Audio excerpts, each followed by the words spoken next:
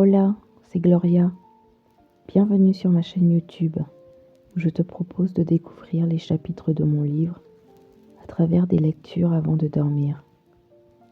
Chaque fois, je te lirai un passage de ce roman d'histoire, de mystère et de découverte. Grâce à ma chaîne, tu pourras t'endormir en écoutant le déroulé captivant du secret sur l'identité de Cécile. N'hésite pas à t'abonner pour ne rien manquer et pour passer des nuits paisibles en écoutant ces histoires passionnantes. Je t'invite également à laisser tes impressions et tes questions dans les commentaires. J'y répondrai dans les vidéos à venir.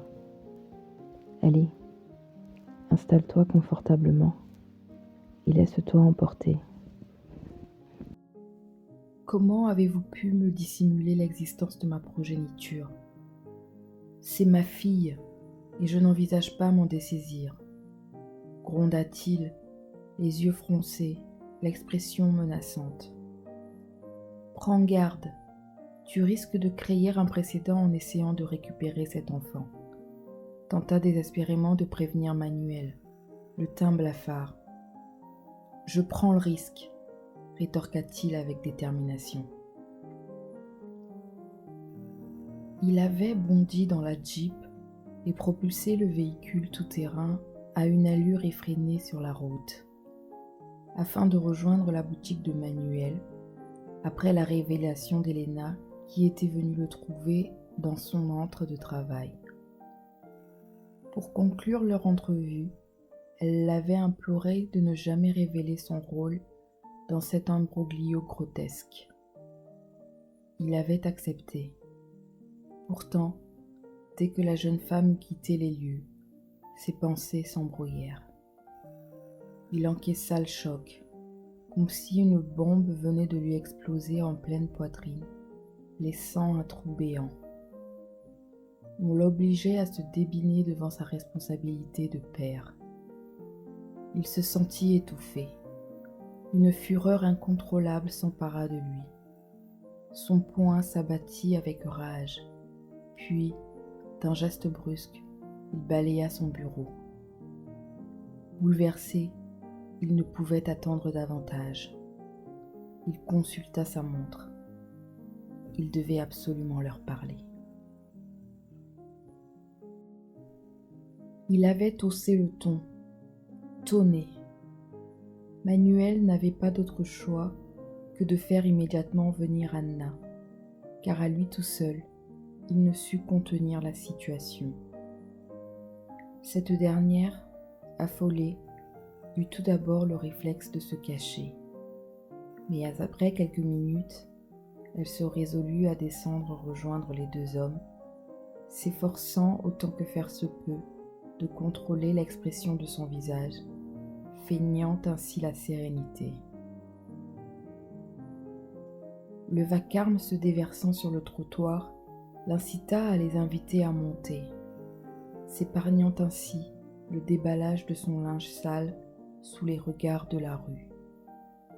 Elle craignait que quelqu'un ne surprenne leur conversation et qu'on ne l'accuse de trahison au sein de sa famille. Bien qu'elle sût qu'elle ne pourrait éviter de recevoir tout le vocabulaire d'injures furieuses d'Isovo. L'homme, rouge de colère, les suivit sans pour autant consentir à se calmer. L'un derrière l'autre, tous trois franchirent nerveusement le vestibule avant de gagner le salon.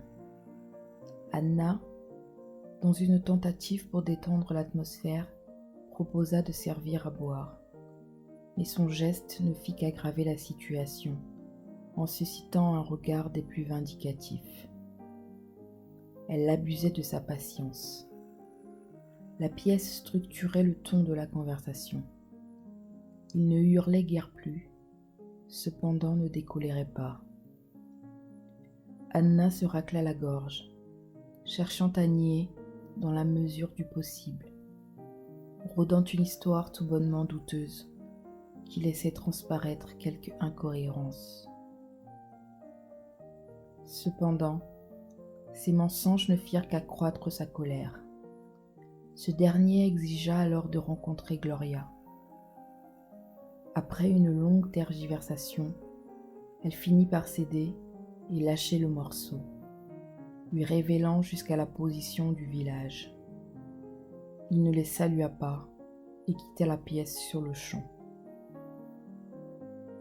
Quelle histoire! Anna, dépassée par les événements, s'effondra sur un fauteuil, le corps en sueur, complètement désemparée. Son regard, vide, et ses lèvres exsangues reflétaient l'état de panique dans lequel elle se trouvait. Elle n'aurait jamais imaginé que les choses puissent prendre un tel tournant, et cette situation était sur le point de devenir un fardeau pour elle à l'avenir. Mais comment l'a-t-il appris ? Se demanda-t-elle, perdue dans ses pensées, sans même remarquer que sa fille avait quitté l'embrasure de la porte d'où elle avait observé toute la scène et pénétré dans la pièce, le visage empreint d'inquiétude. « Que se passe-t-il, maman ?» interrogea la jeune fille. « Laisse-moi, ma fille. Il me semble que quelque chose de terrible est sur le point de se produire. » Helena, prise de panique, retourna dans sa chambre en chancelant. Qu'avait-elle fait en acceptant de prêter son aide ? Elle venait seulement de mesurer la gravité de sa désobéissance. Quelques jours s'étaient écoulés depuis la scène chez Anna. Au village, les gens vaquaient à leurs activités quotidiennes et les vieillards soufflaient la fumée de leurs pipes. Un après-midi, Kembe, assise sur le seuil de sa maison, surveillant la route, aperçut au loin 2 jeeps qui fonçaient à vive allure, soulevant une belle colonne de poussière. Les véhicules s'arrêtèrent dans le village, à proximité de sa maison. Gloria, alertée par le bruit des moteurs, se redressa pour jeter un coup d'œil à travers la petite fenêtre. Elle reconnut immédiatement l'homme qui se tenait à la tête du groupe. Il avait gagné en confiance et en aplomb. Son visage, bien que contrarié, arborait désormais une barbe parfaitement taillée. De plus, il était vêtu élégamment. Elle voulut se diriger vers la porte, mais Isovo, présente dans la pièce, le lui interdit. L'homme, accompagné de 2 autres blancs, ainsi que de 3 locaux en tenue kaki, s'approcha de la maison. À l'intérieur, Isovo, dressé sur la pointe des pieds, ne perdait rien de la scène. Elle manqua de se compromettre en laissant glisser un gobelet métallique, ce qui fit frémir l'enfant endormi. Elle se pencha pour ne pas être vue et saisit Gloria par le bras, l'obligeant à se lever avec l'enfant avant de les entraîner vers l'arrière de la maison. Isovo avait un but précis en tête, atteindre le village de Malembo, à environ 20 km de là. Un membre de la famille y résidait et leur offrirait le refuge. Les fuyards empruntèrent les chemins escarpés jusqu'à rejoindre bientôt la route de l'autre côté en direction de Chihuahua. Isovo portait l'enfant endormi, déterminé à atteindre leur destination. Finalement, après une longue marche, elles arrivèrent enfin au village, épuisées mais soulagées. Le membre de la famille les accueillit à bras ouverts, leur offrant un refuge temporaire, loin de tout danger.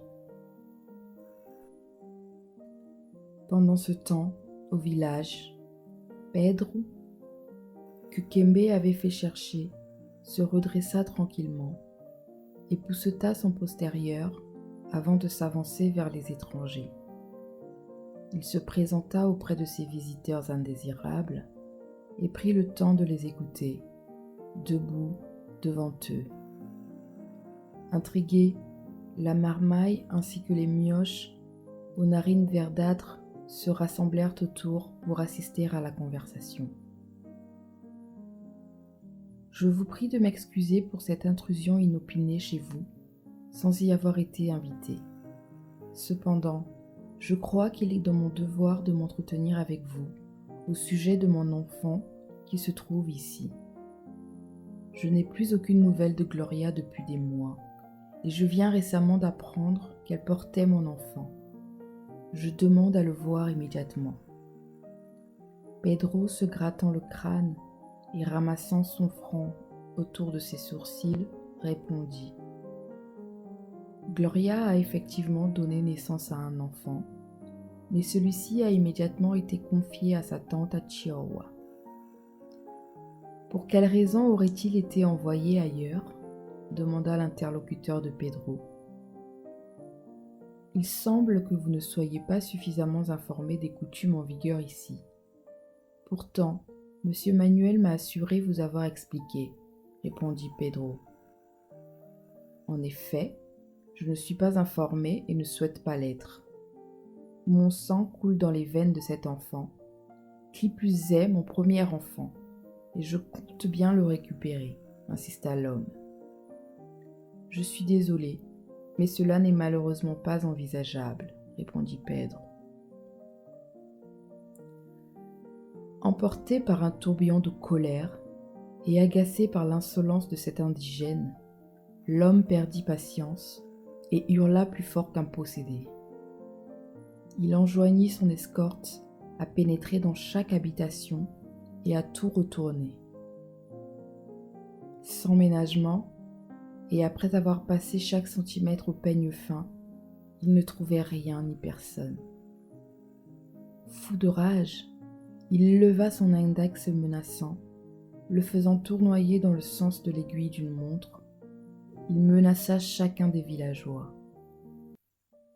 Son attention s'arrêta sur Pedro, à qui il promit de revenir quelques jours plus tard, sans omettre de lui préciser qu'il eut fort intérêt à ce que l'enfant y soit, sans quoi il en référerait aux autorités coloniales. Pedro fit mine de se soumettre. La bande d'intrus s'avança d'un pas courroucé vers leur véhicule, faisant rugir leurs moteurs, et le convoi fit demi-tour. Les villageois, encore bouleversés par les récents événements, implorèrent Pedro de remettre l'enfant, afin d'éviter les conséquences néfastes qui pourraient s'abattre sur le village. L'inquiétude se lisait sur leurs visages, car ils savaient que la colère du colon n'était pas sans conséquences. Ils devaient protéger leur communauté.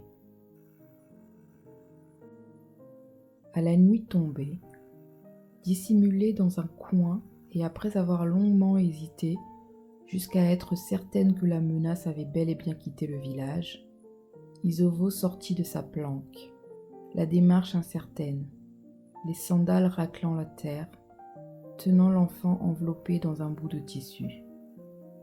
Elle le confia à nouveau à sa mère, avant de se laisser tomber sur un banc. S'emparant d'un carafon, elle le porta à ses lèvres. L'eau déborda de sa bouche et s'écoula sur son menton. Elle s'essuya d'un revers de main. « Qu'a-t-il dit ?» demanda-t-elle hors d'haleine. « Il a promis de revenir dans un jour ou deux. Il avertira les autorités si nous ne lui rendons pas sa fille. » « Mon Dieu, mais que nous veut-il celui-là ? Pedro, je t'avais demandé de trouver un bon blanc pour notre Gloria. Et voilà que tu nous as déniché ce fauteur de troubles. Maintenant, qu'allons-nous faire ? Qu'allons-nous devenir ? Tu as attiré des problèmes sur le village, Pedro. » Isovo rejeta toute la faute sur son neveu, psalmodiant les mains jointes d'innombrables suppliques au ciel, entremêlées de quelques invectives çà et là. Pedro, quant à lui, pragmatique, n'y accorda aucun crédit. Ses paroles ne l'affectaient guère. Il s'assit, méditant sur une solution pour résoudre ce différend. Gloria, discrète, assise devant la façade de la maison, son bébé dans les bras, le nourrissait. Feignant l'indifférence, elle qui avait passé plusieurs nuits genoux à terre, en oraison au sein, ne put s'empêcher d'éprouver de l'allégresse face à la situation. Cet homme consentait à se battre pour leur enfant. Cependant, elle ne laissa rien paraître. Plus tard, Pedro se retourna vers elle, lui commandant de s'écarter. Elle se confondit en excuses, puis s'éloigna. Regardant encore une fois vers la route, comme redoutant le retour des véhicules, il se tourna vers Isovo et Kembe. Il réfléchit un court instant, se prit le menton entre deux doigts et prit un air sérieux. Un sourcil au perché, il déclara : « Il n'est pas nécessaire de s'affoler. Le sage est celui qui prend les choses comme elles viennent. » Puis, avançant les lèvres et penchant la figure, il reprit sans retourner les mots. « Nous devons faire partir Cecilia, toutes affaires cessantes. » Le son tranchant de ces vocables fut dans sa bouche le burin qui fissura leur âme. Les deux femmes se regardèrent, intriguées. « Comment ça ?» demandèrent-elles à l'unisson. Pedro, sans ciller, répondit : « Nous devons l'envoyer à Pointe-Noire auprès de Jean. Là-bas, il n'ira point la chercher. »« Penses-tu » s'enquit Isovo. « Cela semble compliqué. Le pays étant instable, la route vers le Congo français est dangereuse. Le voyage risqué. Les rebelles tendent régulièrement des embuscades au convoi. Comment comptes-tu t'y prendre ? » « J'irai moi-même avec l'enfant, » répondit Pedro. « L'enfant ? Et sa mère ?» s'inquiéta Kembe. « Elle se doit de rester, » répliqua-t-il. « Pour l'amour de Dieu, vous ne comptez tout de même pas enlever son enfant à Gloria ?» s'exclama Kembe, choqué par cette idée.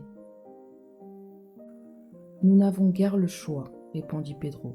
« Autrement, la situation n'aura de cesse de se compliquer. » Levant les yeux vers le ciel, lui réclamant son aide, elle brisa ses inhibitions et s'exprima d'une voix morne. Elle ne l'acceptera jamais de toute façon. « C'est pour cela que tu l'accompagneras à Chihuahua, prétextant un besoin de ravitaillement. À ce moment-là, je ferai le voyage pour Pointe-Noire. » Dans l'obscurité de la nuit, à la lueur vacillante de la lampe tempête, projetant leurs ombres trébuchantes sur le sol tourmenté, ils venaient de sceller le sort de Cecilia, la condamnant à l'exil.